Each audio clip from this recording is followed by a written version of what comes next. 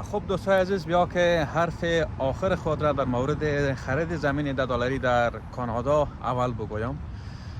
فروش زمین به قیمت $10 در ایالت آنتاریوی کانادا به هدف جذب و گسترش نفوسش حقیقت داره، واقعیت داره و ما در زیر همین ویدیو وبسایت، ایمیل آدرس و شماره تماس شهرداری کاکرین گذاشتیم تا شما مستقیما با تماس شوین و معلومات بخواین. و اما حالا میخوایم در مورد امکان دریافت اقامت کانادا با خرید خانه و زمین مثل ترکیه به شما بگویم.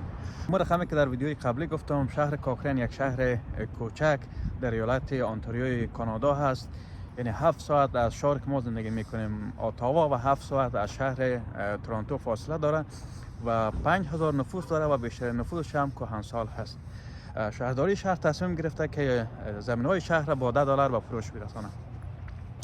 خب همه ما شما میفهمیم که کانادا بعد از روسیه دومین کشور پهناور دنیاست و نفوسش هم دوربر 38 تا 40 میلیون نفوس است، یعنی دوربر نفوس افغانستان. وقتی که ویدیو را نشر کردم با موجی از سوالای شما دوستان مواجه شدم، از اینکه وقت گذاشتین، پیام کردین، کامنت گذاشتین، جهان سپاس.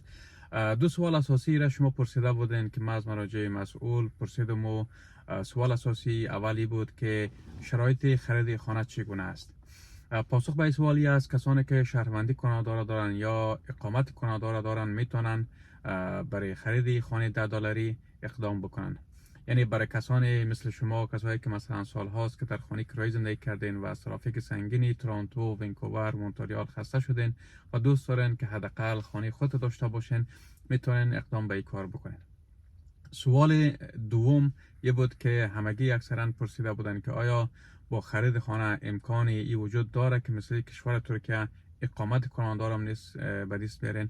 پاسخ به این سوال نه خیر، نه.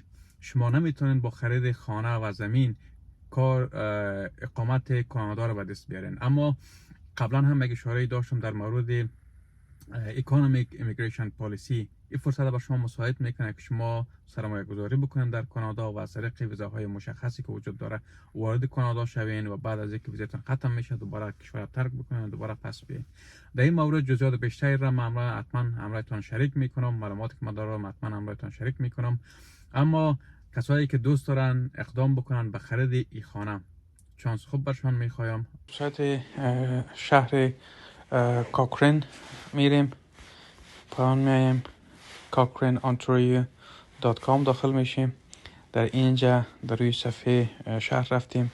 این پیام شهردار شهر است که در اول صفحه هست. به ترتیب باز میایم و شما میبینیم در تاریخ 31 جنوری یک نوتیس آف پابلیک هیرینگ داشتن که 4 یا 5 نمره زمین را در اینجا تشریح کردن، گفتن و در مورد زمین ها معلومات دادن و کسایی که علاقمند هستند که مستقیما امروشان تماس بگیرن میان در پایان میان به بخش کانتکت.